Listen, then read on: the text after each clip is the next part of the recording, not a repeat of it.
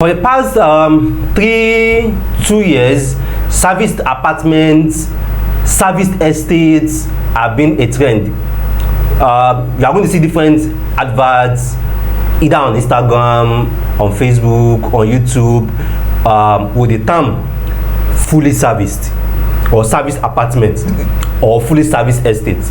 And a lot of our investors have been buying into this investment simply because it's fully serviced, and a lot of people are also wary of this investment because it's fully serviced. So in this episode of Meet the Property Guy, we'll be explaining what a fully serviced estate, fully serviced apartment really means, and the pros and cons of serviced apartments or serviced estates here in Lagos. So in case you are coming across a video like this for the first time, this Meet the Property Guy property channel, and this will discuss everything real estate for avid investors, first-time investors, beginners, anyone that is really interested about investing in real estate in Nigeria or even in Lagos specifically.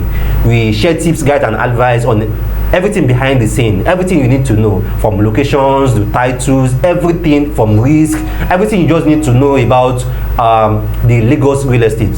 So after watching this particular guide, I also advise you go to our different playlists on serviced apartments, playlists on short let, playlist on Lekki, playlist on Ekpe. You are definitely going to learn a lot from the different topics that we have covered before. So let's look at it. Serviced apartments in Lagos, the pros and cons of investing in serviced apartments. So for a lot of places in Lekki Phase 1, Ikate, Chisco, Salem, Osapa, Orchid, Chevron, most of the estates in this location, mentioned name it Camberwell, even the Chevy Castle that is being under development, Cell Apartments.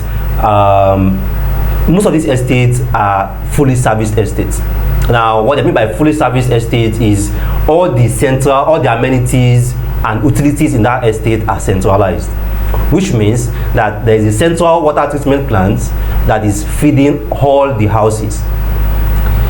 There is a central power plant or power backup plant to provide 24/7 electricity.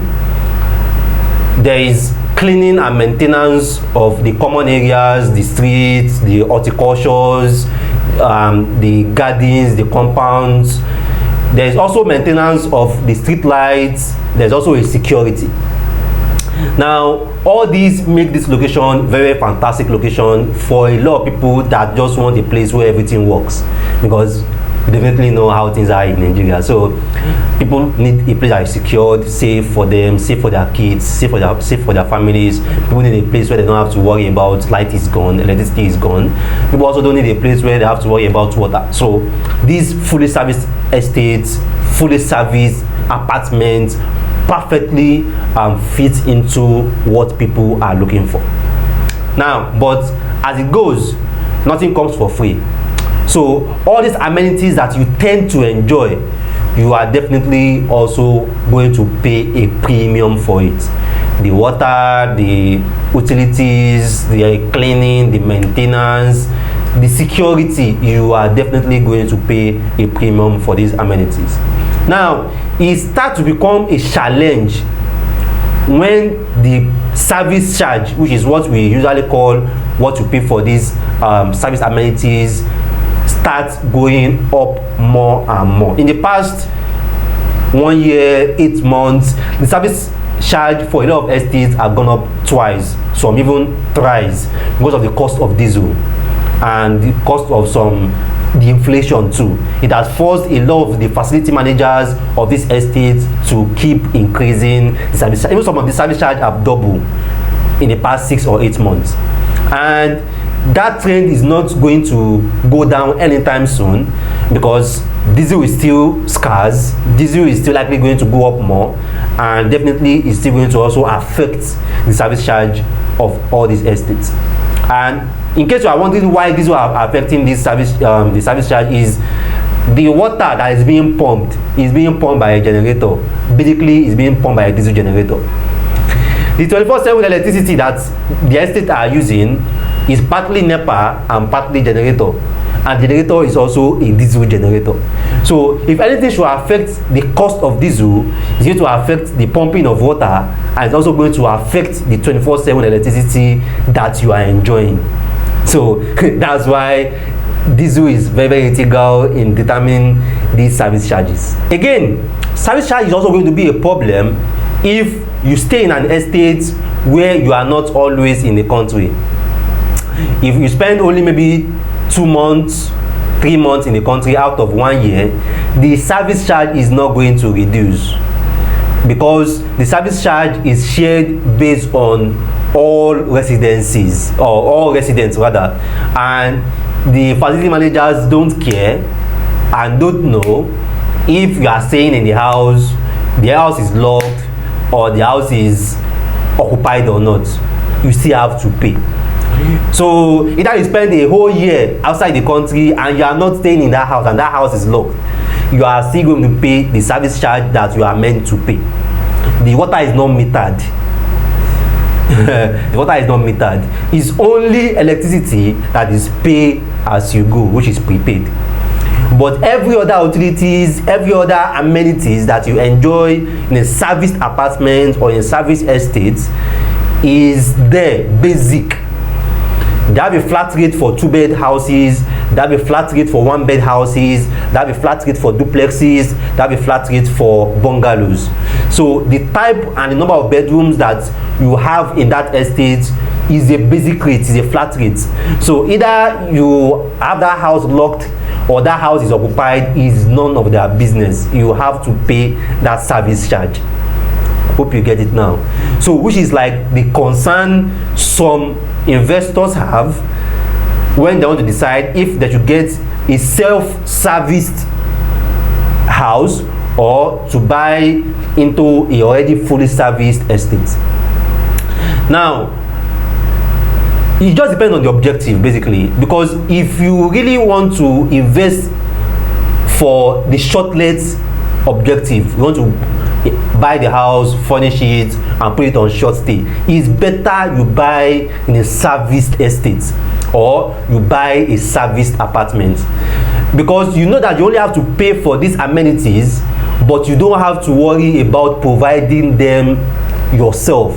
So you don't have to worry about how to set up a water plant or set up the water treatment. You don't have to worry about who is going to be cleaning the staircase or cleaning the compound. That one is being done already by the facility managers. The only thing you just have to worry about is the person that will be cleaning the room after each booking. So it's always better you buy in a serviced apartment or service estate if your objective is for short stay. Now, if you also just want to buy and rent out, you can also invest in a short service apartment, because you are not going to be the one to be paying the service charge. It's your tenant. As long as you have a tenant there and the tenant have paid you for a 1-year rent, all the service charge accrued is going to be paid by the tenants. So the tenants are going to pay for the waste, the refuse, the security, the water, because he's the one using it. Basically, even the electricity is also going to be the one paying the electricity bills, because he's the one using it. But all these service charge, all these amenities, utilities charge are on you. If it's a short let, you are going to be the one to foot the electricity bills, the internet bills, the water bills, the refuse management. You foot every goddamn bill. Every goddamn bill is on you, and some of these bills you have to still foot it, either that house is occupied or not. I've always been repeating that in my shop let videos. You are always going to be footing all the service charge if you are putting the house on short let. See, the truth is, if you are making like maybe 5 million, 6 million per annum on short let, you are definitely going to be spending around like 30, 35 or even 40% of that amount on expenses, adverts, paying the managers, paying the cleaners, paying service charges, paying electricity bills, paying internet bills. You are going to spend, you can even spend around like 50% or 60% of what you are making per annum on that short let on running expenses.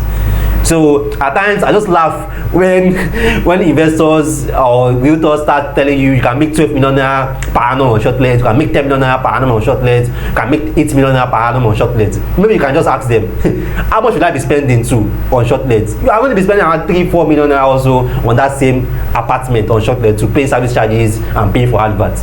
So that's just how it works basically. That's how it works. Most times when you subtract what you make as short let, you subtract it from the running expenses, the balance is almost like the same amount if you put the house on normal tenants. The difference for short let is just that you can also always use the house whenever you are around. So that's just it, nothing more. It's not really that different. So that's just it about service charges. If the house is on the annual rentals, your tenant pay the service charges, the electricity bills.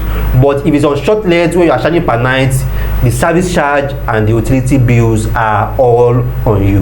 Now the slightly opposite of service apartments or service estates are what we call self-serviced. Self-service implies to estates or houses or apartments where the utilities and amenities are on you. So for self-service, there will be is on you to pump the water.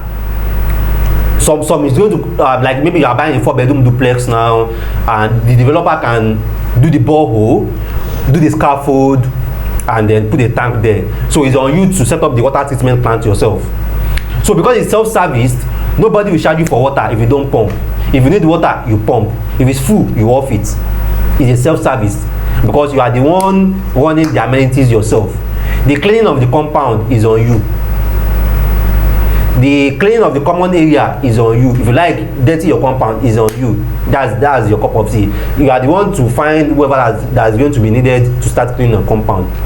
For electricity, your house is connected to the usual EKEDC, which is Eco Electricity Distribution Company. Then for you setting up the having 24/7 electricity is on you. Maybe you can decide to go solar or to also buy a diesel generator. Now there's a pros and cons to everything. Now if you are staying in a service apartment or service estate, it's going to be, if it's well serviced and well managed, it's going to be more serene, more neater, and also more quiet, because each house already have a central generator, so each person cannot have a generator in their house. So that noise of generator is out. So the only thing each house can do is they can have a solar and have an inverter, but they can have a generator because there's a central generator already. It's fully serviced. And then each house cannot also have a tank or a scaffold. Sometimes it can be defacing. So because there's a central water that already goes into every house. And because there are people that clean the compound, clean the streets, cut the flowers, maintain the flowers and everything, maintain the street lights, it's also going to be far more serene, and the neighborhood is going to be very fantastic. But remember, you're also going to pay a premium to enjoy these privileges. Now, but for a self-service estate where each house are going to set up their water plants or their water treatment, their tanks, the running costs on those houses are going to be low, because you can pump your water. If you don't use it, your water is there. Nobody will charge you extra for it. You understand? So apart from maybe the common areas, which is like the drainages, and maybe if there is a security at the gates, that's what you are going to pay for. So it's going to be very minimal what you are going to be paying for service charge compared to a fully serviced estate. But remember, each house are going to be having their own generator, and that's noise. That's noise. Each house is going to be having their own generator, so that's extra noise. So you have to like live with that extra noise. So but the cost is lower. So you can look at it, pros and cons. I've got some contacts who have complained about the service charge of some of these estates, but again, it's about your choices, and you also have to be responsible for those choices. If you feel the companies are milking you and charging you too much, fine, go for a self-service house, live with the noise, and then water tank everywhere. Water tank everywhere. Definitely it's not going to be as serene as a fully service estate. Never. You can try to visit Victoria Crest homes, You can try to visit landway estates. You can try to visit all these top-notch serviced estates. Very serene, very serene, very serene. So these are just the advantages. Amen estates, very serene. So you can, those are just the advantages of well-serviced, well-maintained, fully serviced estate. Everything is central. The waste every week or twice in a week, they just come pick it up at the front of your house and dispose it. A self-service estate, some people, they will pack all their waste in front of their house. It's going to look very annoying. And before you know it, because they pack those waste in front of their house, some go into the drainage and block the drainage. Rainfall, the drainage is full, then all those water come to the road. It affects everybody. So these are just the simple things you get to enjoy when you are in a fully serviced apartment. It's not by force. It's not by force for you to go for a fully serviced estate or fully serviced amenities or fully serviced apartment. But you should know what you are paying for, what you tend to enjoy, and also if what you are not paying for, and also what you are not going to enjoy. So those are just basically the pros and cons of service apartments. So most times houses in service apartments or service estates sell higher, rents higher, and also for short lets they charge higher because they are also paying for all these amenities. And for most people that even want to take your house for short lets, they are looking for these amenities. They don't want to bother about the electricity. They just want to be in the house, do their work, enjoy their vacation, do their businesses. Basically, they are working from home and do it easily in that 3 days or 1 week you want to spend in your apartment. So in case you are looking at service apartment for you to invest in here in Lagos, service apartment that I can recommend, either is you want to invest for flats, you want to invest in duplexes, you want to invest for a place you can stay yourself, or even want to invest in a place where you just want to put out for rentals. We have a number of service apartments in Lekki, even in Ikoyi, in Victoria Island, in Aja, which can also suit your benefit. We even have service apartments on the mainland too. Yeah, we have a number of service apartments, service estate on the mainland too, which that you can also invest in. So assuming you're one property on the planet, your property advisor, your property consultant, Rabi Mustafa, if there is anything I shared in this video that you want to counter or you have a different opinion on, feel free, it's democracy. You can drop a comment, where you can hear your view, you can also hear your perspective about any of these opinions, and I'll also try as much as possible to respond to them. So thanks once again, and see you next time.